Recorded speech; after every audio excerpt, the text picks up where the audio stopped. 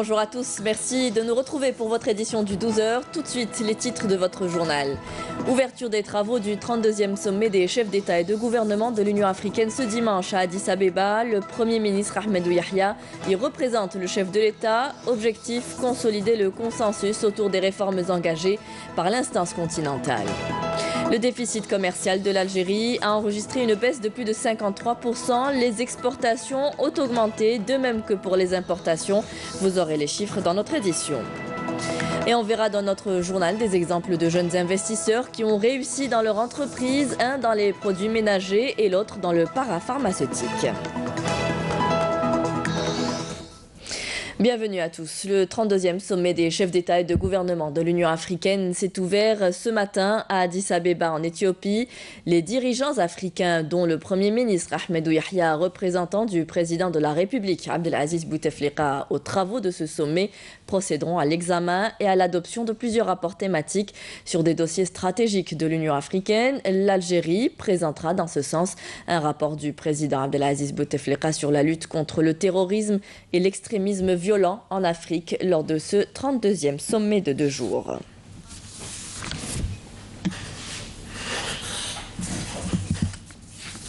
Et ces chiffres, à présent, je vous en parlais en titre. Le déficit commercial de l'Algérie s'est chiffré à 5,3 milliards de dollars en 2018 contre un déficit de 10,87 milliards de dollars en 2017, soit une baisse de plus de 53%. En 2018, les exportations ont grimpé à plus de 41 milliards de dollars contre 35 milliards de dollars en 2017, soit une hausse de près de 17%. Des chiffres avancés par le Centre national des transmissions et du système d'information des douanes. Quant aux importations, elles ont enregistré une hausse de 138 millions de dollars pour s'établir à un peu plus de 46 milliards de dollars. Les exportations ont assuré la couverture des importations à hauteur de 89% en 2018 contre 76% en 2017. Les hydrocarbures ont encore représenté l'essentiel des ventes algériennes à l'étranger, soit 93,13% du montant global des exportations. Ils sont nombreux, les jeunes, à vouloir devenir leur propre patron. Certains s'y sont risqués et ont réussi. Parti de rien, un jeune investisseur a créé son entreprise grâce à l'aide de l'ANSEJ. En quelques années, ses chiffres sont passés au vert, puisqu'aujourd'hui, ses produits sont vendus en Algérie et même à l'étranger. Il a réussi à conquérir le marché tunisien et ne compte pas s'arrêter là. Le portrait est signé Bouchabouali. Spécialisée dans les produits d'entretien ménager, cette entreprise exporte depuis déjà 4 ans une large gamme de produits vers la Tunisie. Elle est même parvenue à exporter 80 références sur les 100 qu'elle produit. Nous exportons actuellement et depuis 4 ans vers la Tunisie. Donc aujourd'hui, nous sommes à peu près sur des volumes de 60 tonnes annuels. Et c'est clair que nous vous projetons pour les 3 prochaines années d'intensifier cela, que ce soit pour la Tunisie ou pour d'autres marchés qui sont très potentiels, auxquels on a beaucoup de personnes qui viennent vers nous, entre autres la Libye, la Mauritanie, voire aussi le Moyen-Orient. S'ouvrir sur d'autres marchés, c'est l'ambition de cette société en pleine expansion qui a orienté sa stratégie globale vers l'export. La limitation d'exportation en fait est une opportunité pour tout acteur local, mais nous dès le départ en fait c'est ça que nous sommes partis sur une exigence, c'est d'arriver à une qualité supérieure voire égale aux produits importés, afin en fait de pouvoir demain pallier à ce risque-là de produits, je dirais, soi-disant de qualité, parce que nous sommes algériens et nous pouvons faire des produits similaires, voire meilleurs à ces produits qui sont importés. Pour ce faire, l'entreprise est dotée d'un laboratoire de recherche et de développement qui propose des produits conformes aux normes internationales. Par ailleurs, des contrôles de qualité sont effectués durant tout le processus de production. On a 4 étapes de contrôle. Donc, le premier contrôle, il se fait à l'arrivée de la matière première, donc contrôle matière première. Le deuxième contrôle, il se fait au niveau du produit semi-fini, donc qui est contrôlé. Un troisième contrôle qui se fait au niveau de la production. Et le dernier contrôle, il se fait au niveau du produit fini. Avant expédition au client, donc il y a un autre contrôle qui est fait. Et tout ça pour assurer une conformité, on va dire, à 100% de notre produit. En dépit de la qualité de ses produits, l'entreprise peine à les exporter vers d'autres continents, en raison notamment des coûts élevés de la logistique. Récemment, on a eu des propositions pour d'exportation vers la France et le client, en fait, les deux clients ont demandé des cotations pour une palette. C'était une expérience, enfin ils ne connaissaient pas le produit, on devait démarrer avec une toute petite quantité. Le coût du transport était égal en fait au coût de la palette, excessivement cher. Face aux obstacles et aux difficultés, l'entreprise ne baisse pas les bras et continue de prospecter pour partir à la conquête d'autres marchés. Autre exemple de réussite, cette petite entreprise basée à Tipaza est spécialisée dans la fabrication des produits parapharmaceutiques. Elle a été créée par une jeune femme diplômée de l'université de Blida après avoir bénéficié de l'aide de l'INSEJ. Rania Wadia Hassiba Abdallah. C'est la première entreprise de son genre au niveau de la wilaya de Tipaza. Actuellement, nous accueillons même des stagiaires de l'université de Tipaza. Moi, je suis diplômée de l'université de Blida et j'ai fait biologie, spécialité parasitologie. Cette jeune femme a concrétisé son rêve, celui de créer une entreprise spécialisée dans la fabrication des produits parapharmaceutiques. Si elle a réussi à mettre sur pied son projet, c'est bien grâce à l'INSEJ, le dispositif de soutien à l'emploi de l'État. C'est à la fin de l'année 2017 que nous avons commencé la production. Nos produits sont des antiseptiques destinés aux hôpitaux, aux laboratoires et même aux pharmacies.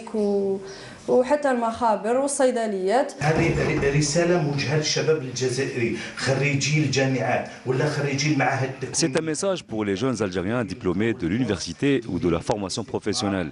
Il faut saisir ces occasions pour investir et créer leur propre entreprise et participer au développement de l'économie nationale. Cette jeune entreprise a réussi à s'intégrer dans le marché national.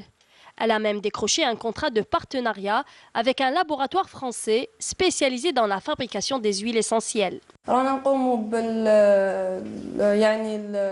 mission est de contrôler la qualité et le conditionnement de ces produits. Grâce à l'accompagnement de l'État, 47 petites entreprises ont été créées en 2018, rien que dans la wilaya de Tipaza. Le ministre de l'Intérieur et des collectivités locales a effectué une visite de travail hier à Alger en compagnie du ministre des Ressources en eau et des Transports et des Travaux publics. Nourdine Bedoui a supervisé le lancement des travaux d'aménagement de Oued El Raya. Il a rappelé à l'ordre les opérateurs industriels qui n'ont pas installé de station de pré-traitement dans leurs usines. Kelly Maïfa. Après avoir supervisé le lancement des travaux d'aménagement de Oued El Raya, le ministre de l'Intérieur, des collectivités locales et de l'aménagement du territoire, Nourdine Bedoui, a appelé à la prise des mesures nécessaires à l'encontre des opérateurs industriels qui n'ont pas encore installé de station de pré-traitement dans leur usine, mettant l'accent sur l'impératif d'appliquer la loi à l'encontre de tous ceux qui mettent la santé des riverains de ce cours d'eau en péril.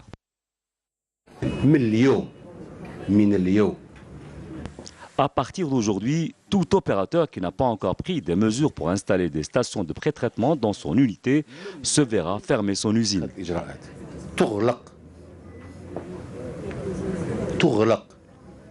je voudrais que les arrêtés de fermeture, d'accord, soient soumis à titre d'information au ministre de l'Intérieur et au ministre des Ressources en eau. Clair, net et précis.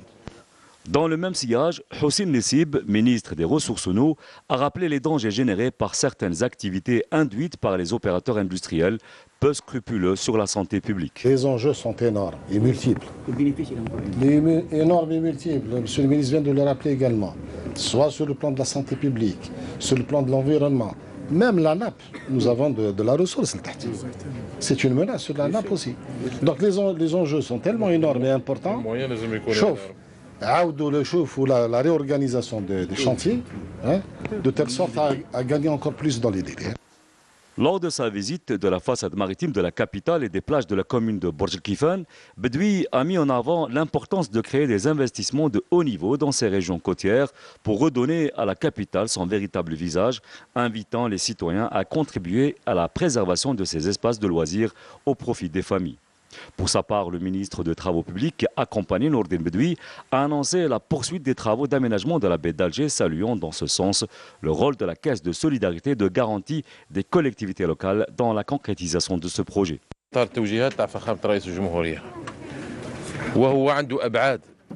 Ce projet qui entre dans le cadre du programme du président de la République a une dimension écologique et environnementale car il lutte en définitive contre l'érosion qui touche le littoral de la baie d'Alger.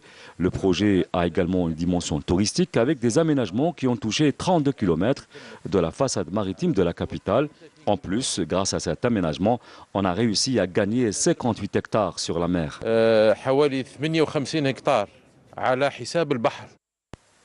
Bedoui, qui supervisait également l'inauguration du siège de la commune de Rouiba, a réaffirmé la disponibilité de l'administration à organiser la prochaine élection présidentielle, soulignant que les ressources humaines et les moyens matériels sont mobilisés 24 heures sur 24 à cet effet.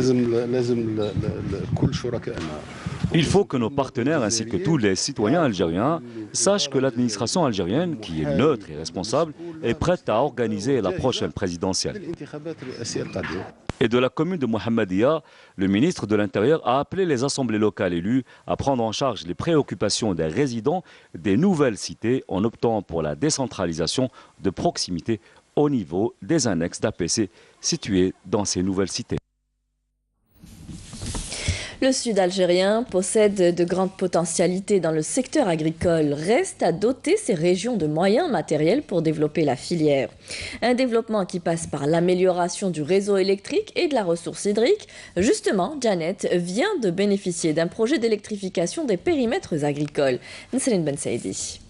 Disposant d'un grand potentiel agricole, la wilaya déléguée de Janet connaît un essor considérable dans ce secteur.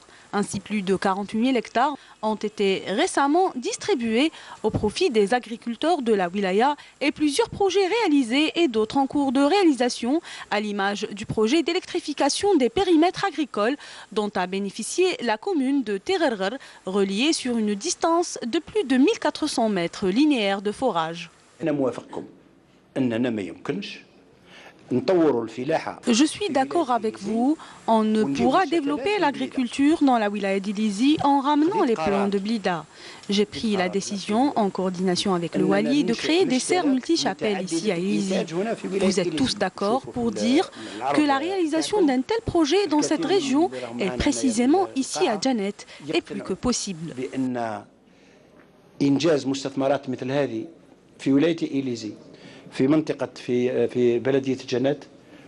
Le ministre de l'Agriculture, du Développement rural et de la Pêche, Abdelkader Bouazgui, a déclaré lors de sa visite dans la région que les nombreuses aides et programmes destinés aux agriculteurs de la circonscription de Janet ont donné leurs fruits et qu'il faut désormais penser sérieusement à l'exportation. Il faut absolument développer la production, améliorer la qualité et diversifier la production et penser sérieusement à l'exportation pour que cette activité devienne une alternative aux hydrocarbures. C'est la nouvelle stratégie du président de la République. Et pour booster davantage cette activité dans la région du Tassili, renforcer et diversifier la production, la circonscription administrative de Janet a bénéficié récemment d'un nouveau projet. Il s'agit d'une chambre froide d'une capacité de 4000 mètres cubes. 5000 hectares sont consacrés à l'agrumiculture à Relizène. L'orange Thomson règne en bonne position. Actuellement, les agriculteurs procèdent à la cueillette et s'attendent à une production de 300 quintaux l'hectare. Cependant, la filière demande beaucoup de travail et le manque de main-d'œuvre pose problème. Menel Boutouaba. L'orange Thomson est la variété la plus cultivée dans les vergers agrumicoles de la wilaya de Relizène, où près de 5000 hectares sont entièrement consacrés à l'agrumiculture. Dans cette exploitation, l'heure est à la cueillette. La production de cette variété est estimée cette année à 300 quintaux l'hectare. C'est le moment de la cueillette de la Thomson. Dieu merci, la production a été plutôt bonne par rapport aux années passées. Mais le problème reste le manque de main-d'œuvre.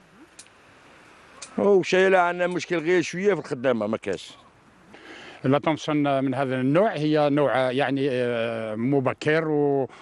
Thomson est une variété précoce, très prisée par le consommateur, tout comme la clémentine d'ailleurs. D'autres variétés commencent à être introduites également dans cette région. La superficie au niveau de la wilaya consacrée à ces variétés-là est de 4800 hectares à peu près, en constante augmentation. Les techniques modernes d'agrumiculture sont peu à peu adoptées par les exploitants. Les vergers se mettent de plus en plus au goutte à goutte pour l'irrigation. L'utilisation des pesticides et autres engrais engrais est encadré par les services concernés. Nous sommes en train de moderniser les vergers doucement, mais sûrement. Notre objectif immédiat reste l'exportation.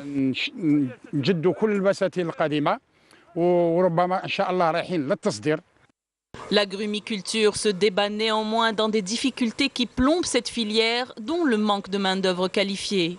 Quand il y a de fortes pluies, les ouvriers ne viennent pas travailler. Vous imaginez, certains se plaignent qu'il fait trop froid le matin, alors ils ne viennent pas travailler. D'autres n'aiment pas venir trop tôt. L'absence d'organisation dans la filière, le déficit en moyens de stockage, le non-recours aux nouveaux modes d'irrigation minent également la filière dans cette région qui a planté l'année dernière 600 arbres fruitiers par hectare et ambitionne de se placer en pole position des wilayas agrumicoles. Le monoxyde de carbone a encore fait des victimes. 9 personnes sont décédées à Alger et Skikda durant les dernières 48 heures. Des campagnes de sensibilisation sont menées pour informer sur les dangers de ce gaz et les enfants sont aussi concernés. Sonelgaz a d'ailleurs ciblé quelques écoles pour informer sur les risques d'asphyxie au monoxyde de carbone. L'exemple à Tizi Ouzou avec Camélia Mellal. Mieux vaut prévenir que guérir. Tel est le slogan de la campagne lancée par la direction de Sonelgaz de Tizi Ouzou au niveau des établissements scolaires pour sensibiliser les écoliers sur les dangers liés au monoxyde de carbone. Nous avons choisi cette frange de la société qui sont les enfants puisqu'ils assimilent rapidement l'information et ils arrivent à passer le message au milieu de leur famille. Nous avons également lancé d'autres campagnes de sensibilisation dans les centres de formation professionnelle et au niveau des universités. Dans des écoles de formation professionnelle, à l'université. Et parce qu'un drame est vite arrivé, autant prévenir également les incidents du quotidien. Là encore, les élèves sont appelés à connaître les gestes qui sauvent. Si vous avez des nausées, vous vous sentez mal ou encore vous avez mal à la tête, il faut absolument aérer la cuisine et sortir pour prendre l'air. Avant d'installer un appareil de chauffage, il faut penser à mettre en place des bouches d'aération. C'est une bonne initiative. Les enfants ont bien compris la leçon et comptent parler de ces consignes à leurs parents, un geste qui pourra un temps soit peu sauver des vies. Des dangers qui nous guettent à chaque instant et pour lesquels la prévention et la prudence restent de rigueur. Le sport, il en a été question au siège de l'ambassade d'Algérie à Paris. Une rencontre s'est tenue en présence du président du comité olympique algérien Mstafa Braf et des sportifs issus de notre communauté établie à l'étranger. Ces sportifs qui ont affiché leur grand intérêt pour concourir sous les couleurs du drapeau algérien lors des grands rendez-vous sportifs. De Paris à Afef Belhouchet. Ils étaient plus d'une centaine de sportifs, toutes disciplines et générations confondues, à participer au débat organisé par l'ambassade d'Algérie à Paris et animé principalement par le président du comité olympique algérien. Identifier les talents et les faire passer sous la bannière du drapeau algérien. C'est une recommandation du gouvernement, mais c'est une recommandation aussi de tous les responsables du mouvement sportif. Bon, il y a effectivement certains tiers bloquants, comme on dit, mais je crois que, comme je l'ai dit, on est là pour l'ambassade et nous-mêmes, pour faciliter les choses. Le ministère de la Jeunesse et des Sports a mis beaucoup de moyens sur décision de Monsieur le Président de la République.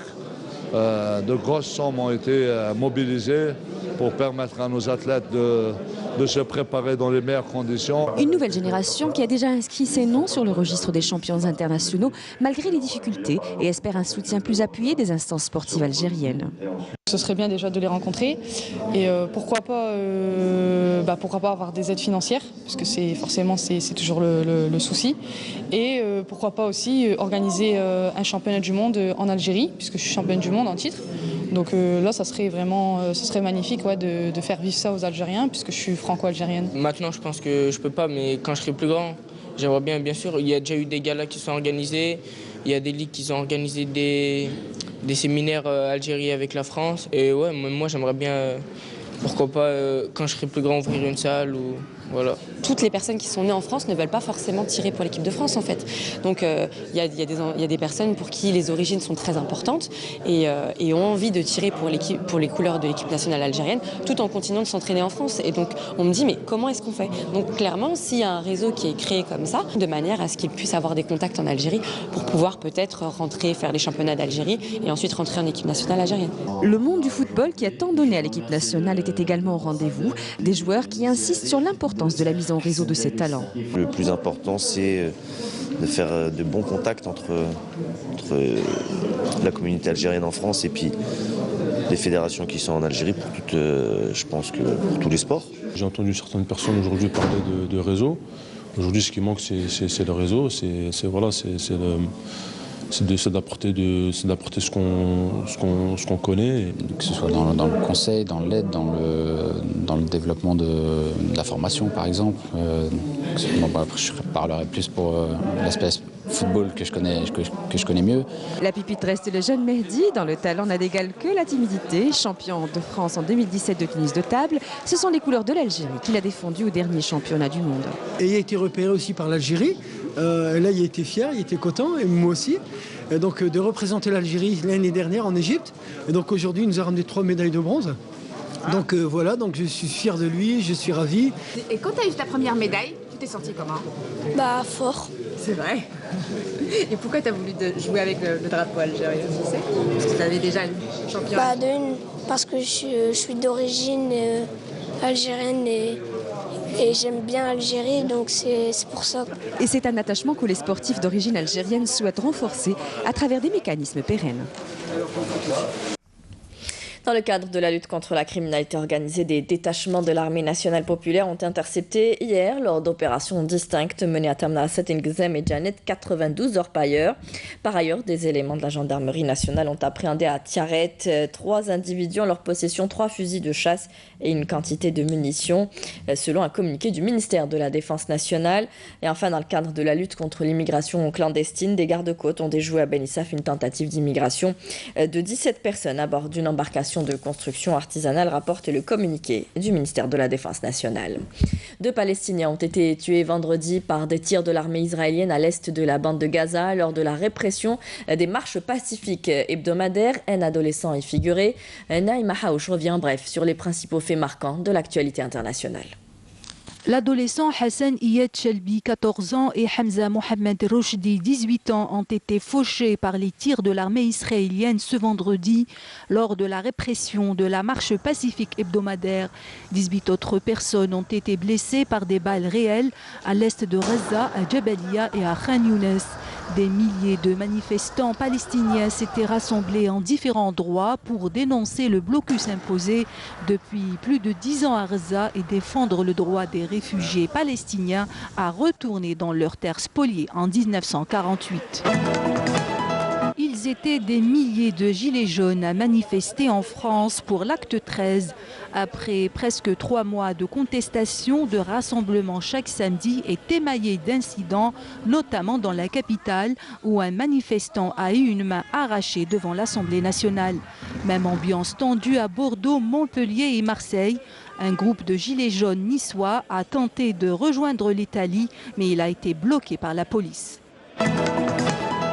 Le Venezuela toujours divisé. Pedro Carmona, qui a brièvement occupé la présidence lors du coup d'État manqué contre Hugo Chavez en 2002, estime que son pays subit une tyrannie et juge légitime l'opposant Juan Guaido, mais recommande des élections et rejette toute intervention militaire. La vice-présidente du Venezuela, elle, appelle le chef de l'opposition autoproclamé à se placer du bon côté de l'histoire et à mettre fin à la folie d'un appel à une invasion. Il se faufile entre les townships et les champs de maïs en sifflant au soleil levant. Chaque matin à l'aube, des écoliers en uniforme et des employés attendent le seul train quotidien en direction de Bulawayo, la 2e ville de Zimbabwe. Les chemins de fer zimbabwéens viennent de relancer le train de la liberté, une ligne de banlieue fiable et bon marché. Une révolution dans un pays étranglé par une crise sans fin. Tombouctou abrite la 3e édition du Festival du Vivre Ensemble. Spectacles, concerts, débats, visites culturelles, l'événement entend promouvoir la cohésion sociale dans le pays. Cette année, des associations Peul et Dogon sont présentes dans un contexte de forte tension entre les deux communautés dans le centre du pays. Et on terminera ce journal avec du sport, football. L'USM Alger, vainqueur de l'USM Belabès, 1-0 hier à domicile, a consolidé sa place de leader en prenant une avance de 7 points sur son plus proche poursuivant, la GS Kabylie, tenu en échec par le Mouloudia d'Alger, 1 but partout lors de la 21e journée de Ligue 1 Mobilis, qui a été marquée également par les succès en déplacement du Paradou AC à Oran contre le MCO, 2-0, et du CR Belouizdad contre l'OM Médéa, 1-0 dans le match pour le maintien. Cette journée se poursuivra le 22 février avec le match du Cap Borj-Borerij JS Sabra et prendra fin le 1er avril avec le match opposant le NED du CND au MOB de Béjaïa.